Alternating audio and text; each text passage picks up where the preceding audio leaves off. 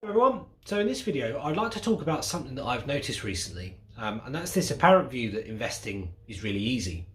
So we live in a world where access to the capital markets is certainly easier and cheaper than it's ever been before. So for example, if you're an individual investor, you can buy shares, funds, ETFs and lots of different other assets with just the click of a button. But just because access to markets is easy, it doesn't mean to say the same is true of investing, and I think the two are easily confused. So I should just add here that, as with all of my videos, these are my personal views and insights, and I really hope that you find them of interest.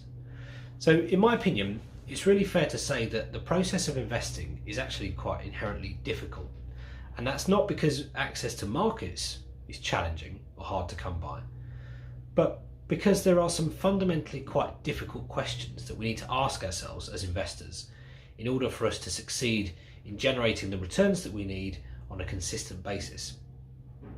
So for example, what investments do you choose? What's your aiming point or your goal? How will you know if you're wrong? When does a short-term correction become a full-blown bear market? These are really difficult questions. How much should you have in each investment? How do you fund your future cash needs, if that's a consideration? So all of these are perfectly legitimate questions that have got to be answered if you're to succeed in your investing endeavours. Now, there are periods of time when investing can be really quite straightforward, in that you can essentially follow the general pattern of the stock market. However, this is quite a big but, the issues arise when markets stop trending and start becoming volatile, which actually happens more often than you might think.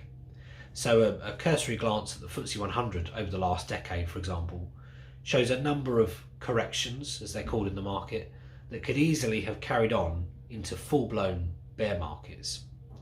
By my count, there's been at least 10 falls of significance over the last decade, with 8 out of those 10 equating to a fall in the market of more than 10%. So when that inevitably happens, you've got to ask yourself, what do you do now? You need a long-term view, you need discipline, and you need the time and the expertise to do your research, and above all, have strong judgment. So knowing whether this is the time to pile in, double down, and grab a bargain, or actually whether it's the time to run for cover, is a strategic call that I know from my own experience is really rather difficult to make. There's also often mental and psychological barriers around crystallising losses or changing tact, which can blur investors' judgment. Now, I've said to clients on many occasions that investing can sometimes be a lonely place, and that's something as true today as it has been in the past. In investing, you need your own judgment, your own set of values, and you'll need your nerves to invest, and importantly to stay invested throughout the tough times as well as the easy ones.